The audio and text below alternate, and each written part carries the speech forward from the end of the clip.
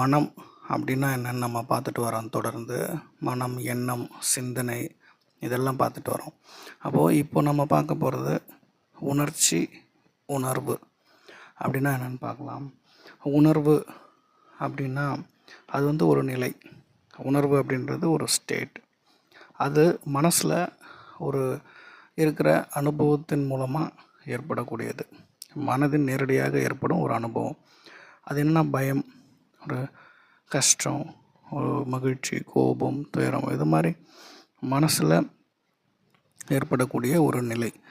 அதை வெளிப்படுத்துகிறோம் அப்படின்னா அது உணர்ச்சி.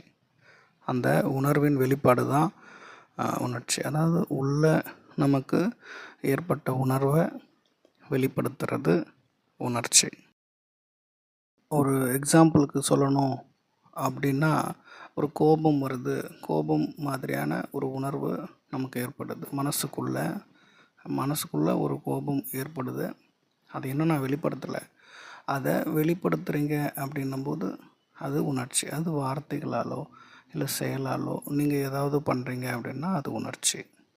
இப்போது இதை பற்றின ஒரு ஆழமான ஒரு புரிதல் இருக்குது அப்படின்னா, நமக்கு ஏற்படக்கூடிய உணர்வு அப்படின்றது ஒரு இயற்கையான ஒரு ப்ராசஸ். ஏன்னா இது வரைக்கும் நம்ம எக்ஸ்பீரியன்ஸ் ஆனது அனுபவங்கள்.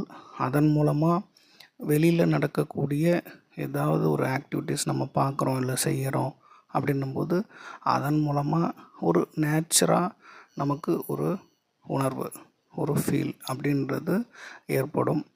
அதை வெளிப்படுத்துகிற விதம் அப்படின்றதுல தான் நம்ம ரொம்ப விழிப்புணர்வாக இருக்கணும், கான்ஷியஸாக இருக்கணும்.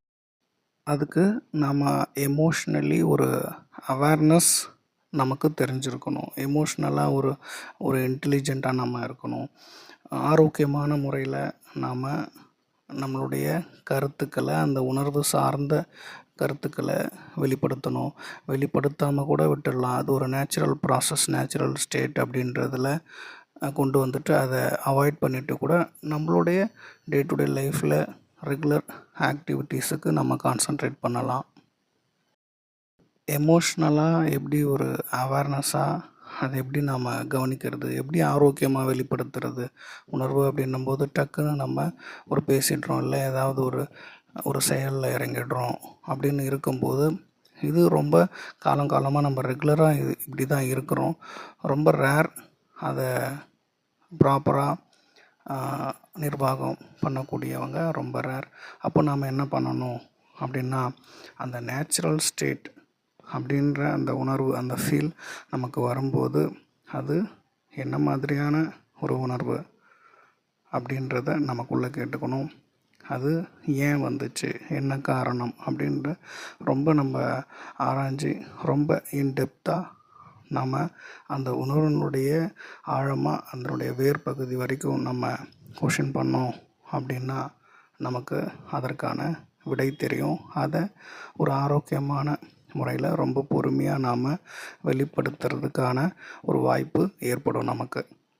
அதுதான் உணர்ச்சியை ரொம்ப ஒரு திறம்பட வெளிப்படுத்துறது. ரொம்ப ஒரு நிலையான ஒரு மனப்பான்மையை உருவாக்கும். எமோஷ்னலாக நம்ம எப்போவுமே ஒரு பேலன்ஸாக ஒரு சமநிலையில் எப்போவுமே இருக்கலாம்.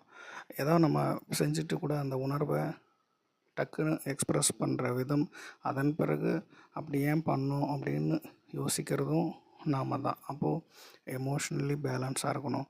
ஒரு ஹெல்த்தி எக்ஸ்ப்ரெஷன் பண்ணுற ஒரு நபராக நாம் இருக்கணும்.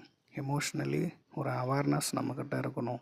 இதெல்லாம் ஃபாலோ பண்ணும்போது நம்ம லைஃப், நம்ம சரௌண்டிங், நம்மளுடைய நெய்பர், இவங்க எல்லாருக்கூடையும் ஒரு ஹெல்த்தியான ஒரு ரிலேஷன்ஷிப் நம்மளால் மெயின்டைன் பண்ண முடியும். நம்மளுடைய வாழ்க்கையின் நோக்கத்தில் அதிகமாக கான்சன்ட்ரேட் பண்ணலாம், இன்வால்வ் பண்ணலாம். நம்ம சக்ஸஸாக ஆகலாம். நன்றி.